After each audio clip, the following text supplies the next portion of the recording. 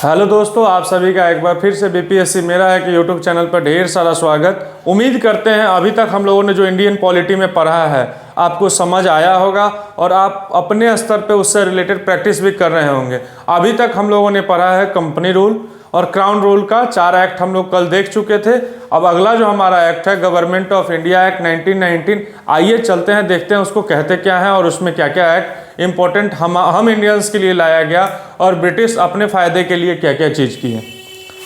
तो government of India act 1919 कहता क्या है, इसको सबसे पहला चीज़, इसका दूसरा नाम जिस तरह से 1909 को हम लोग कहते थे क्या चीज़, मॉर्ले मिंटो रिफॉर्म, ठीक उसी तरह से इसको मॉन्टेग्यू केल्म्सफोर्ड रिफॉर्म कहा जाता है, जिसमें मॉन्टेग्यू कौन है, वाइसराय, और केल्म्सफोर्ड क्या है, सेक्रेटरी ऑफ स्टेट। अब इस एक्ट में क्या हम भारतीयों के लिए लाया गया ये चीज़ समझते हैं। हम लोग डिमांड कर रहे थे इंडिपेंडेंट और सोवरेन स्टेट, जिसमें हमारा अपना खुद का कॉन्स्टिट्यूशन हो, हमारी अपनी सरकार हो। लेकिन ब्रिटिशर्स ने हम लोगों को क्या दिया, एक लॉलीपॉप, रिस्पॉन्सिबल गवर्नमेंट। अब तक वो भी नहीं मिला था, उस सिलसिले में हम लोगों को क्या मिला, रिस्पॉन्सिबल गवर्नमेंट।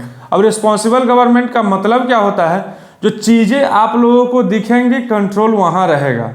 कुछ चीज़ें आप खुद से भी कर सकते हैं लेकिन कुछ चीज़ें वहाँ रहेगी। मतलब ओवरऑल कहने का मतलब है आपका हाथ बंधा हुआ है, आप लिमिटेड एस्पेक्ट्स में अपना हाथ फैला सकते हैं। फिनेंशियल पावर वही है। अगर सपोज हमको एक पुल बनवाना है, मेरे पास पैसा नहीं रहेगा, हम कहाँ से बनवा लेंगे? उस पुल के लिए भी परमिशन कौन देगा, ब्रिटिश गवर्नमेंट। उसको लगेगा जो हाँ इस पुल को बनाने से हमको बेनिफिट है तब हम बनवाएंगे, नहीं तो नहीं बनवाएंगे। तो हमारे हाथ बंधे हुए थे, कहने को हाथ खोल दिया गया था। तो उसी का मतलब होता है रिस्पॉन्सिबल गवर्नमेंट। हमने मांगा था इंडिपेंडेंट गवर्नमेंट, इस एक्ट के थ्रू हम लोगों को दिया गया रिस्पॉन्सिबल गवर्नमेंट। और first time by cameral legislation centre में स्टार्ट किया गया। मतलब क्या, वाइसराय जो अभी के प्रेसिडेंट है वो वाइसराय हाउस हुआ करता था।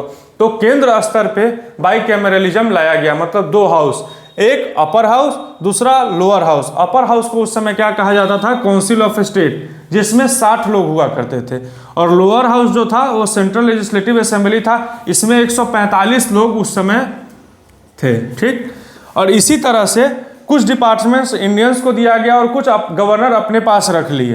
The concept of election was introduced, उस समय इलेक्शन को इंट्रोड्यूस किया गया। लेकिन वोटिंग राइट्स किसके पास थे, जिनके पास अपना जमीन है, जो ऑफिशियल्स कहीं ना कहीं काम कर रहे हैं, जो टैक्स पेयर हैं, जो चैम्बर ऑफ कॉमर्स में काम कर रहे हैं, ऐसे ही लोगों को क्या दिया गया, वोटिंग राइट्स दिया गया। इलेक्शन स्टार्ट कर दिया गया, वोटिंग राइट्स उन लोगों को। फिर भी लोग थोड़ा संतुष्ट हुए जो हमको कुछ ना कुछ हमारे लोगों को मिल रहा है।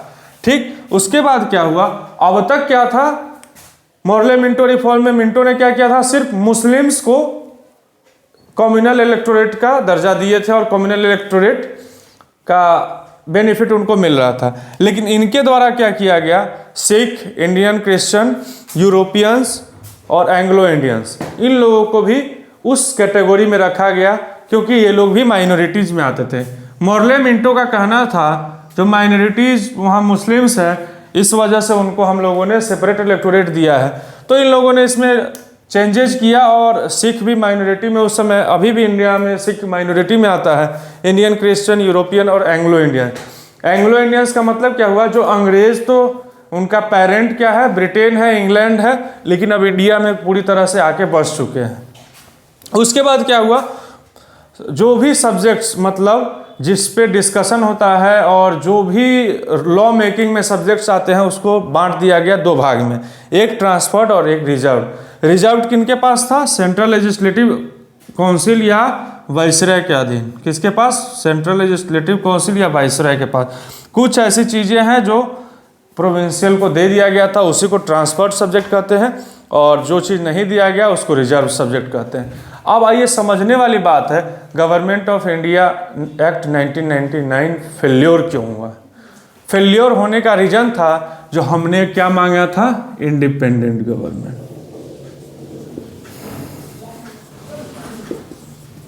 और ब्रिटिशर्स ने हमें क्या दिया, रिस्पॉन्सिबल गवर्नमेंट। गांधी जी के नेतृत्व में इस रिफॉर्म को भी नहीं माना गया, कहा गया हमें नहीं चाहिए ये चीज़, हमको एक इंडिपेंडेंट गवर्नमेंट चाहिए। और इसके बाद जो एक्ट आता है गवर्नमेंट ऑफ इंडिया एक्ट 1935, वो कॉन्स्टिट्यूशन के लिए भी और स्टूडेंट्स के लिए भी, दोनों के लिए बहुत ही इंपॉर्टेंट है, क्योंकि कॉन्स्टिट्यूशन में भी 70% भाग उसी गवर्नमेंट ऑफ इंडिया एक्ट 1935 से लिया गया था। और स्टूडेंट के लिए इसलिए बेनिफिट है क्योंकि अगर historical background of Indian constitution से क्वेश्चन उठना है तो 80% चांस रहता है जो गवर्नमेंट ऑफ इंडिया एक्ट 1935 से है। तो उससे पहले हम लोग क्या समझे इस एक्ट में, गवर्नमेंट ऑफ इंडिया एक्ट 1919 में? सबसे पहला चीज, इसको मॉन्टेग्यू क्लेल्मसफोर्ड रिफॉर्म भी कहा जाता है, जिसमें मॉन्टेग्यू वाइसरॉय हैं और क्लेल्मसफोर्ड सेक्रेटरी हैं। हम लोगों ने डिमांड किया था इंडिपेंडेंट गवर्नमेंट, ब्रिटिश गवर्नमेंट ने और क्राउन ने क्या दिया? रिस्पॉन्सिबल गवर्नमेंट, नहीं चाहिए हमको। उसके बाद क्या हुआ? बाई कैमरल लेजिस्लेशन किया गया, जिसमें सेंट्रल लेवल पे, जिसमें अपर हाउस में 60 लोग और लोअर हाउस में 145 लोग। वोटिंग राइट्स दिए गए और इलेक्शन इंट्रोड्यूस किया गया। लेकिन वोटिंग राइट्स किसको दिया गया? जो लैंड होल्डर है, टैक्स पेयर है, या किसी तरह के ऑफिशियल्स हैं, या यूनिवर्सिटीज में काम करने वाले, मतलब इनडायरेक्टली जो लोग उस समय पढ़े लिखे थोड़ा बहुत है, उनको वोटिंग राइट्स दिया गया। जिनके पास लैंड है, जमींदार से, उनको दिया गया। ठीक, उसके बाद कुछ डिपार्टमेंट्स इंडियंस के पास थे और कुछ गवर्नर अपने पास रिजर्व रख लिए थे। कहने का मतलब था जो फाइनेंशियल पावर भारतीयों को नहीं दिया जा रहा था, finance control direct British government England से कर रही थी। उसके बाद अब तक क्या था? कम्युनल रिप्रेजेंटेशन सिर्फ मुस्लिम्स के लिए था। अब क्या किया गया? सिख, क्रिश्चियन और यूरोपियंस और एंग्लो इंडियंस के लिए भी किया गया। उसके बाद क्या किया गया? जो भी कॉन्स्टिट्यूशनल सब्जेक्ट्स होता है उसको दो भाग में बांटा गया, ट्रांसफर्ड और रिजर्व। रिजर्व किसके पास रहेगा? वाइसरॉय, मतलब यहाँ से रिजर्व डील होगा। रिजर्व कहाँ से डील होगा? यहाँ से। और ट्रांसफर्ड जो है सो प्रोविंशियल के पास दिया गया। मतलब अगर प्रोविंस में अगर रिजर्व सब्जेक्ट पर काम करते हैं तो यहाँ से परमिशन अगर ग्रांट हो गया देन ओके, अदरवाइज नहीं। तो ये था हमारा गवर्नमेंट ऑफ इंडिया एक्ट 1919। अब इसके बाद हम लोग पढ़ते हैं अगला act, government of India act 1935। दोस्तों ये है हमारा गवर्नमेंट ऑफ इंडिया एक्ट 1935। इसमें क्या किया गया? अभी इससे पहले वाला जो एक्ट आया था जिसमें मॉन्टेग्यू क्लेल्मसफोर्ड रिफॉर्म में, उसमें प्रोविंशियल लेवल पे भी और सेंट्रल लेवल पे भी बाई कैमरलिज्म सेंटर पे किया गया और प्रोविंस को भी दो भाग में बांटा गया। स्टेट लेजिस्लेटिव असेंबली और काउंसिल, दो भाग में बांटा गया था। लेकिन अब यहाँ क्या किया गया? पूरी तरह से प्रोविंशियल डायरार्की को ख़त्म किया गया। मतलब प्रोविंस में दो लेवल पे गवर्नमेंट नहीं चलेगी। इसमें भी 6 स्टेट में चलती है आउट ऑफ 11। जो हमारा 11 प्रोविंस था उस समय, उसमें 6 स्टेट्स में, 6 प्रोविंस में ड्यूअल गवर्नमेंट चलती थी, मतलब बाइकैमरलिज्म था। लेकिन कुछ स्टेट्स में हटाया गया। उसको हम लोग deeply government of India act जब 1935 पढ़ेंगे। अभी जो आपके लिए इंपॉर्टेंट है मैं उसको बता रहा हूँ, लेकिन फिर भी बता दिया हूँ। 6 स्टेट में उस समय भी प्रोविंशियल गवर्नमेंट और सेंट्रल गवर्नमेंट था, लेकिन उस समय ऑफिशियली प्रोविंशियल डायरार्की को ख़त्म कर दिया गया। उसके बाद provision of all India federation with British India territory and princely state, मतलब जो उस समय राजघराने या राजतंत्र जिस स्टेट में चल रहा था उनको मिला के, या जो ब्रिटिश ने अपने साम्राज्य को फैला के जो क्षेत्र को कब्जा किया था, उन सभी को मिला के क्या बनाया गया? All India federation. उसके बाद पहली बार 1937 में डायरेक्ट इलेक्शन इंट्रोड्यूस होता है, लेकिन किस तरह से? उसमें भी कम्युनल इलेक्टोरेट रखा गया था। मतलब कुछ ऐसे भाग थे जहाँ की जनसंख्या अगर माइनॉरिटीज़ की ज़्यादा है तो वहाँ के जो रिप्रेजेंटेटिव होंगे माइनॉरिटीज़ ही होंगे, और वहाँ वोटिंग राइट्स और लोगों को नहीं था। लेकिन यही कंडीशन दूसरे क्षेत्र में क्या था? जो माइनॉरिटीज़ के भी लोग अगर चाहे तो पार्टिसिपेट ले सकते हैं, और जो बहुल्य लोग हैं वो भी शामिल हो सकते हैं। मतलब कहीं ना कहीं ये मेजोरिटीज़ पीपुल के साथ यहाँ भी भेदभाव किया गया था। मतलब मेजोरिटीज़ के साथ माइनॉरिटीज़ रह सकता है, लेकिन जहाँ माइनॉरिटीज़ है ओनली माइनॉरिटीज़ ही लोग इलेक्शन में पार्टिसिपेट ले सकते हैं। तो उसके बाद क्या किया गया? गवर्नमेंट ऑफ इंडिया एक्ट 1935 के थ्रू पावर को 3 भाग में बांटा गया। फेडरल लिस्ट जिसमें 59 चीज़ों को रखा गया, प्रोविंशियल में 54 और कंकरेंट लिस्ट 36। फेडरल हो गया जो टोटली क्या कहते हैं सेंटर के अंदर में है, ये टोटली प्रोविंशियल के अंडर में है। बस देख रेख यहाँ से हो सकता है, किसी तरह का चेंजेज अगर इस लिस्ट में होना होगा तो इनके रिकमेंडेशन पे होगा। ठीक, कंकरेंट लिस्ट जो कुछ इनके पास है पावर, कुछ इनके पास है। ठीक, तो ये था हमारा पावर जो उस समय डिस्ट्रीब्यूट हुआ था। उसके बाद क्या हुआ, 1935 में हिल्टन यंग्स कमेटी के रिकमेंडेशन पे आरबीआई का एस्टेब्लिशमेंट किया गया था, जिसको उस समय सेंट्रल बैंक कहा गया। मतलब भारत का जो केंद्रीय बैंक था, रिजर्व बैंक ऑफ इंडिया, उसका एस्टेब्लिशमेंट कब होता है, 1935 में। किसके रिकमेंडेशन पे, हिल्टन यंग्स कमेटी के रिकमेंडेशन पे। इस एक्ट को भी आने के बाद हम भारतीयों को संतुष्टि नहीं मिला था, क्योंकि हम चाह रहे थे अपनी सरकार, अपना शासन, अपना व्यवस्था, अपने अकॉर्डिंग रूल्स एंड रेगुलेशन। तो जवाहरलाल नेहरू ने इस एक्ट को क्या कहा है, न्यू एक्ट ऑफ स्लेव, गुलाम होने का एक नया कानून। तो इस कानून को भी हम इंडियंस नहीं मानते हैं। हम लोग कहते हैं नहीं, हमको ये भी नहीं चाहिए, हमको अपनी सरकार चाहिए, जिसमें आपको अगर रहना है तो रहिए, लेकिन सब कुछ हम अपने हिसाब से, अपने अकॉर्डिंग, अपने लोगों के हिसाब से करेंगे, आपके अकॉर्डिंग नहीं करेंगे। तो इस एक्ट के बाद जो हमारा आएगा इंडियन इंडिपेंडेंस एक्ट 1947, उसको देखते हैं। जो इंडियन इंडिपेंडेंस एक्ट 1947, जिसमें हमारा देश आज़ाद हो जाएगा और इंडिया डोमिनियन 2 भाग में बढ़ जाएगा, इंडिया और पाकिस्तान, और वही हमारा इंडियन इंडिपेंडेंस एक्ट होगा। तो देखते हैं Indian independence act 1947। Government of India act 1935 में 2-3 पॉइंट आया, जो प्रोविंशियल लेवल पे डायरार्की को ख़त्म किया गया। डायरेक्ट इलेक्शन इंट्रोड्यूस किया गया कब, 1937 में, जिसमें कॉम्युनल इलेक्टोरेट को रखा गया। अब कॉम्युनल इलेक्टोरेट सिर्फ मुस्लिम्स के लिए नहीं था, सिख, यूरोपियंस, एंग्लो इंडियंस, इनको शामिल कर दिया गया था। तो उस तरह से डायरेक्ट। उसके बाद जेएल नेहरू ने क्या कहा था, new act of slave. RBI, supreme court का गठन कब हुआ था, उसको याद रखिए, 1774 में। आरबीआई का गठन कब हुआ, 1935 में, on the recommendation of Hilton Young committee. Question आ चुका है, जो हिल्टन यंग्स कमेटी के रिकमेंडेशन पे किस चीज़ का एस्टेब्लिशमेंट हुआ था और कब हुआ था। तो ये आरबीआई 1935 में।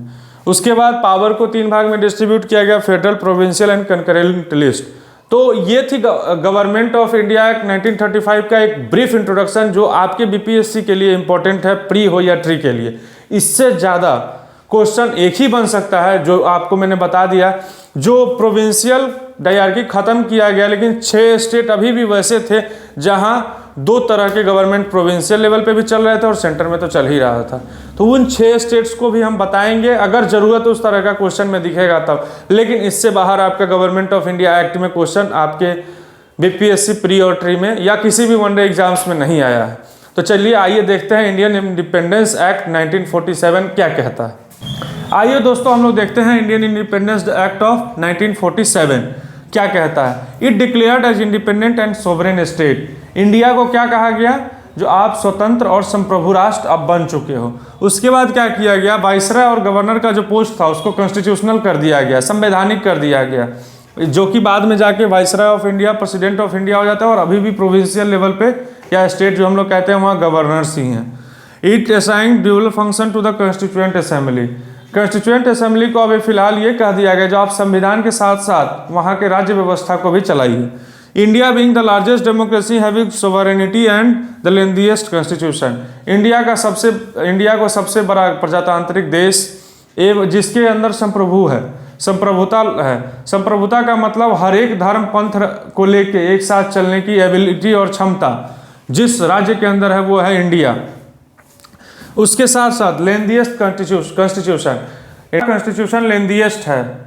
इसके पीछे का रीजन ये है, जो उस समय जिस समय संविधान बनाया गया था 1950 में, उस समय संविधान में 395 आर्टिकल्स, 8 शेड्यूल और 22 पार्ट्स थे। सोच सकते हैं जो 1947 में इतना था, तो उस समय के अकॉर्डिंग हमारा कॉन्स्टिट्यूशन लेंथीएस्ट था। और आज भी लगभग 440 आर्टिकल के आसपास या उससे ज़्यादा हो चुके हैं हमारे कॉन्स्टिट्यूशन में। तो ये था हमारा पहला चैप्टर पॉलिटी का, जो historical background of Indian constitution. Company law, company rule और क्राउन रूल दोनों आज खत्म हो चुका है। मतलब आपका पहला चैप्टर पॉलिटी का, और मैंने एम लक्ष्मीकांत को फॉलो करते हुए आपको पढ़ाया है, कोई और बुक नहीं। तो आपका पॉलिटी एम लक्ष्मीकांत अगर पढ़ेंगे तो एक आध पॉइंट कहीं छूटा होगा, बाकी सारा कवर हो चुका है। किसी भी वनडे एग्जाम्स में इस चैप्टर से इससे ज़्यादा क्वेश्चन नहीं, इससे बाहर कहीं क्वेश्चन नहीं रहेगा। तो आप लोग जो भी लेक्चर आज अपलोड हो जाएगा, उसके बाद चारों पांचों लेक्चर को देख लीजिएगा। उसके बाद संडे को आपका प्रैक्टिस आ रहा है इस चैप्टर का, उसको प्रैक्टिस क्वेश्चन को प्रैक्टिस कीजिएगा, फिर एनालिसिस कीजिएगा जो हम लोगों ने क्या पढ़ा, और पढ़ा वही क्वेश्चन एग्जाम्स में आ रहे हैं। क्योंकि आपके जो प्रीवियस ईयर क्वेश्चन और अपकमिंग क्वेश्चन जो पूछा जा सकता है एक्सपेक्टेड क्वेश्चन, उसके आधार पे प्रैक्टिस क्वेश्चन बनाया जाएगा। और उम्मीद करते हैं जो किसी भी टॉपिक से बाहर क्वेश्चन नहीं आने जा रहा है, चाहे वो पहले आ चुका हो या अब आ चुका हो, दोनों का एनालिसिस हम लोग इसी क्लासरूम में करेंगे, ताकि आपको ये चीज़ एहसास हो सके जो पहले जो क्वेश्चन आया है वो भी इस बोर्ड पे पढ़ाया गया है, उसी में से आया है, और आने वाला जो क्वेश्चन है वो भी इस बोर्ड से होके गुजर चुका है।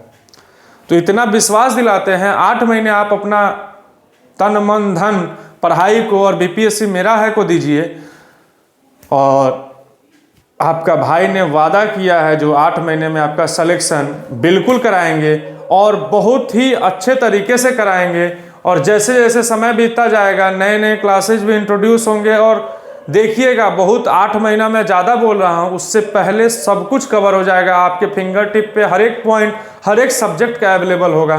तो इन्हीं शब्दों के साथ, इन्हीं वादों के साथ आप सबसे पहला चैप्टर ख़त्म करते हुए विदा ले रहे हैं, लेकिन फिर से याद दिला रहे हैं, आपने वादा किया है 8 महीने आपको मेरे साथ रहना है। तो 8 महीना अपना हमको दीजिए, मतलब बीपीएससी मेरा है को दीजिए। 9वें महीने में सिलेक्शन की गारंटी आप खुद कहेंगे जो बीपीएससी मेरा है ने अपना वादा पूरा किया और मैं अच्छा से एग्ज़ाम दे के आया हूँ। तो मिलते हैं अगले क्लास में अगले चैप्टर के साथ, तब तक के लिए धन्यवाद।